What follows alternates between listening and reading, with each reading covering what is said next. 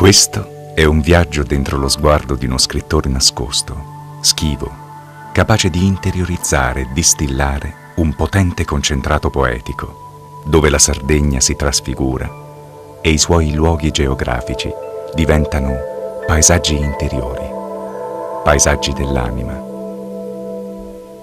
Ogni parola di Camboso è pesata, misurata. Saoche si pesata, scatole di libri, bauli, come il carico di una vita spesa per mezzorare sul mondo, migliorare la sua Sardegna e renderla più consapevole. Mi rammento che mia madre e con lei tutte le donne prendevano parte viva all'addobbo del letto di morte posto al centro di una chiesa pisana e al successivo funerale dell'Assunta. E ancora si segue l'eco delle tue parole e la tua voce chiama e richiama.